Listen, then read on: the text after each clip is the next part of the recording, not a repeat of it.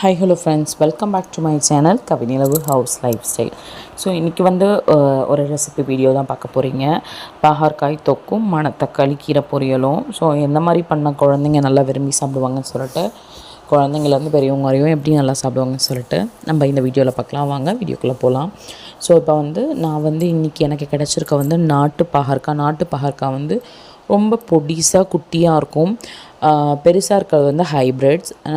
நாட்டு பாகற்காய் ரொம்பவே கசக்கும். ஸோ நம்ம குட்டி குட்டியாக நல்லா சாப் பண்ணிவிட்டு ஃபஸ்ட்டு ஆயிலில் இந்த மாதிரி ஃப்ரை பண்ணி நம்ம தனியாக எடுத்து வச்சுக்கலாம். அப்போ அந்த கசப்பு அந்தளவுக்கு உள்ளே இன்டேக் ஆகாது, இருக்கும் தான், பட் ரொம்ப இதாகாது.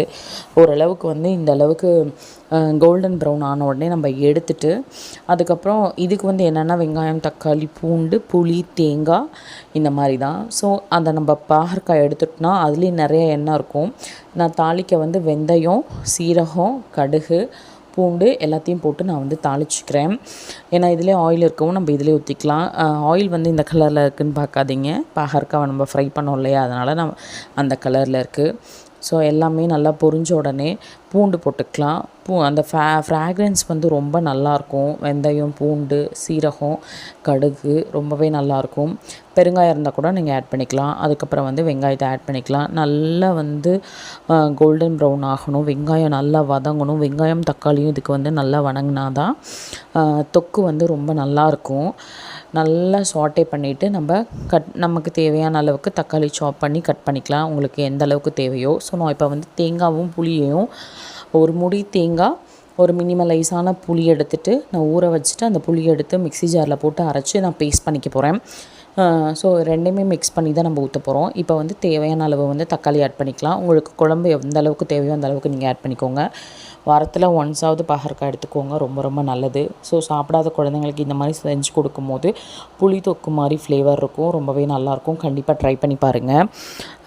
எங்கள் வீட்டில் குழந்தைங்களுக்கு பாகற்காய் குழம்பு தொக்கு ரொம்ப பிடிக்கும், நல்லாவே சாப்பிடுவாங்க. ஸோ இந்த பதத்துக்கு வந்தோடனே நம்ம இப்போ பாருங்கள், ஃப்ரை பண்ணி வச்சுருக்க பாகற்காயை போட்டுடலாம். முன்ன எந்த அளவுக்கு இருந்தது, இப்போ நம்ம ஆயிலில் நல்லா ஃப்ரை பண்ணவும் எல்லாமே ரொம்ப வதங்கிடுச்சு. ஸோ அதுக்கேற்ற மாதிரி உப்பு போட்டுட்டு சில்லி பவுடர், நான் இன்றைக்கி நான் குழம்புல ஆட் பண்ணுறது சில்லி பவுடர் மட்டும்தான் ஆட் பண்ணுறேன். வீட்டு குழம்பு மிளகாய்த்தூள், மஞ்சத்தூள் கொஞ்சமாக ஆட் பண்ணிவிட்டு அதிலே அந்த குழம்பு மிளகாய்த்தூள்லே எல்லா இன்க்ரீடியன்ஸும் இருக்கிறதுனால நான் மற்றபடி மல்லிப்பொடியோ சீரகப்பொடியோ எதுவும் யூஸ் பண்ணல. வீட்டு குழம்பு மிளகாய்த்தூள் மட்டும் காரத்துக்கு ஏற்ற மாதிரி யூஸ் பண்ணிக்கிறேன். ஸோ அது கலரும் நல்லாவே கொடுக்கும். அதனால் நான் அதை மட்டும் ஆட் பண்ணிவிட்டு அரைச்சி வச்சுருக்க பேஸ்ட்டுமே நம்ம உள்ளே ஆட் பண்ணிடலாம். ஸோ நான் அரைச்சி வச்ச பேஸ்ட் கூடயே சில்லி பவுடரை போட்டு நல்லா ஒரு டைம் கிரைண்ட் பண்ணிவிட்டேன். நீங்கள் இந்த மாதிரி ஒரு டைம் ட்ரை பண்ணி பாருங்கள். அது நல்லா போட்டு இதாகும் போது அது இன்னுமே நல்லா டேஸ்ட் கொடுக்கும். ஸோ உங்களுக்கு குழம்பு எந்த அளவுக்கு தேவையோ அந்தளவுக்கு தண்ணியை நல்லா நீங்கள் ஊற்றிட்டு நீங்கள் பார்த்துட்டு நீங்கள் இது பண்ணிக்கலாம். ஏன்னா இதை நம்ம இப்போ கொதிக்க விடணும், அந்த பச்சை வாசனைலாம் போகணும். அதனால் எந்த அளவுக்கு உங்களுக்கு தேவையோ, கொஞ்சம் குழம்பு மாதிரி கன்சிஸ்டன்சி இருந்தால் கூட நீங்கள் வச்சுக்கலாம், இல்லை தொக்கு மாதிரி தேவைன்னா கூட வச்சுக்கலாம். ஸோ நான் இன்றைக்கி தொக்கு மாதிரி தான் பண்ணலான் இருக்கேன்.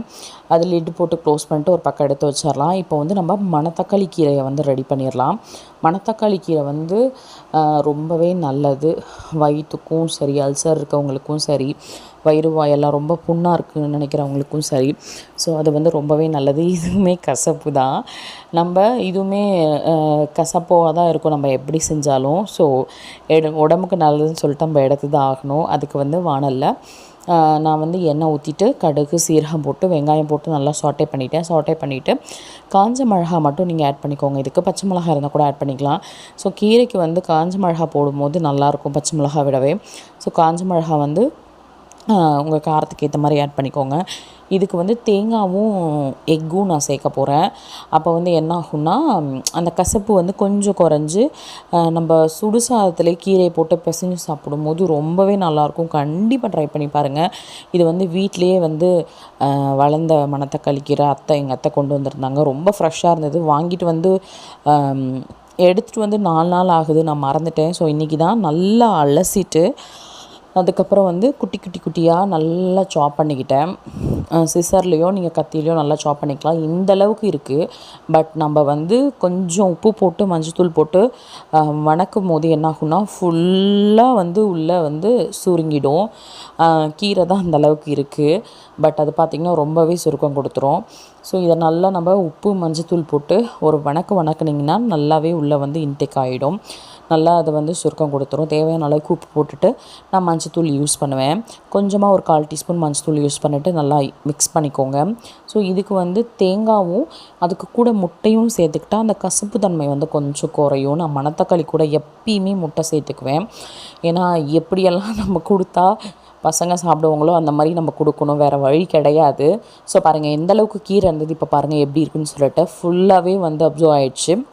இந்த தண்ணியெல்லாம் ட்ரை ஆகிற வரைக்கும் நல்லா குக் பண்ணிக்கலாம். கீரை வந்து நீங்கள் சமைக்கும் போது மூடி போடக்கூடாதுன்னு சொல்லுவாங்க. ஸோ மூடி போடாதீங்க. ஸோ இது வந்து எடுத்த பிக்கு இதையுமே ஆட் பண்ணுறேன், முன்னாடியே ஆட் பண்ணுறேன். எப்படி இருக்குது பாருங்கள். நல்லா வந்து அந்த தண்ணியெல்லாம் ட்ரை ஆன உடனே கொஞ்சமாக நம்ம வந்து நமக்கு எந்த அளவுக்கு தேவையோ அந்த அளவுக்கு வந்து நம்ம முட்டையை உடச்சி ஊற்றிக்கலாம். முட்டை வந்து கேர்ஃபுல்லாக உடச்சி ஊற்றுங்க. ஏன்னா ஒவ்வொரு முட்டை வந்து எப்படி இருக்குன்னு தெரியாது. ஸோ நான் ஃப்ரெஷ் முட்டையாக வாங்கிட்டு வந்தனால டேரெக்டாக அப்ளை பண்ணுறேன். ஸோ நீங்கள் சமைக்கும் போது எப்போதுமே ஒரு பவுல்லையோ டம்ளர்லையோ பார்த்து உடச்சி ஊற்றிக்கோங்க. ஸோ உங்களுக்கு எந்த அளவுக்கு தேவையோ அந்த அளவுக்கு நீங்கள் உடச்சி ஊற்றிக்கலாம். நான் வந்து ஒரு 4 எக் எடுத்திருக்கேன். ஸோ அதை நல்லா வந்து உள்ளே வந்து கொஞ்சம் குக் ஆன உடனே ஃபுல் அண்ட் ஃபுல் மிக்ஸ் பண்ணிவிட்டு ஹை ஃப்ளேமில் வச்சு கைவிடாமல் கிண்டிகிட்டே இருங்க. அப்படி கிண்டிகிட்டே இருக்கும்போது என்னாகும்னா நல்லா டக்குன்னு குக் ஆகிடும். எல்லா இடத்துலையும் ஈவனாக வந்து ஸ்ப்ரெட் ஆகும். இல்லைனா ஒவ்வொரு இடத்துல மட்டும் இருக்கும். வெறும் கீரையாக நம்ம வாயில் வந்து சூ பண்ணும்போது கொஞ்சம் கசப்பு அதிகமாக தெரியும். அதனால தான் வேறு ஒன்றும் இல்லை. ஸோ இந்த மாதிரி நல்லா நம்ம கைவிடாமல் கிண்டிகிட்டே இருந்தோம்னா ஒன்றோட ஒன்று நல்லா ஈவனாக வந்து மிக்ஸ் ஆகி நமக்கு வந்து அந்த ஒரு கசப்புங்கிறது கொஞ்சம் குறையும்.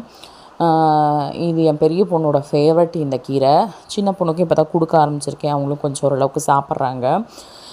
இந்த மாதிரி கண்டிப்பாக ட்ரை பண்ணி கொடுங்க. இப்போ பாருங்கள் எந்த அளவுக்கு ஆகிடுச்சு பாருங்கள். நல்லாவே வந்து குக் ஆகிடுச்சு.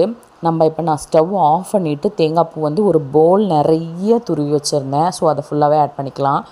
ஃப்ரெஷ் தேங்காய் பூ. ஸோ எப்பயுமே தேங்காய் ஆட் பண்ணும்போது ஸ்டவ் ஆஃப் பண்ணிவிட்டு ஆட் பண்ணுங்கள்.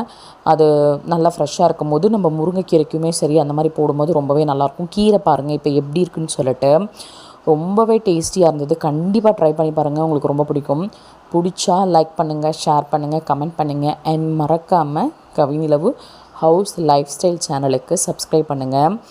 அண்ட் வந்து அந்த பக்கம் வந்து நம்ம பாகற்காய் தொக்கு வந்து சூப்பராக ரெடி ஆகிடுச்சு. பாருங்கள் எப்படி இருக்குன்னு. ஸோ ரொம்பவே நல்லா இருந்துச்சு. பார்க்கும்போதே ரொம்ப டெம்ப்டிங்காகவும் இருந்துச்சு. கண்டிப்பாக ட்ரை பண்ணி பாருங்கள். இந்த பக்கம் வந்திங்கன்னா நம்ம தொக்கு வந்து சூப்பராக ரெடி ஆகிடுச்சு. நம்ம எந்த பதத்துக்கு வச்சோம்னா இப்போ தொக்கு பதத்துக்கு நம்ம கொண்டு வந்துட்டோம். ஸோ ஒரு அல்டிமேட் லன்ச் மெனு இது. கண்டிப்பாக ட்ரை பண்ணி பாருங்கள். சிம்பிளாகவும் இருக்கும், ஹெல்த்தியாகவும் இருக்கும், அண்ட் டேஸ்டியாகவும் இருக்கும். ஸோ நான் சர்வ் பண்ணும்போது உங்களுக்கு காட்டுறேன். இப்போ வந்து சாதம் போட்டுட்டு தொக்கு ஊற்றிட்டு கீரை வச்சுட்டேன். ரொம்பவே அன்றைக்கி நல்லா இருந்துச்சு. ஸோ கண்டிப்பாக நீங்களும் ட்ரை பண்ணி பாருங்கள். இதே மாதிரி இன்னொரு வீடியோவில் மீட் பண்ணுறேன். Until this then, bye bye.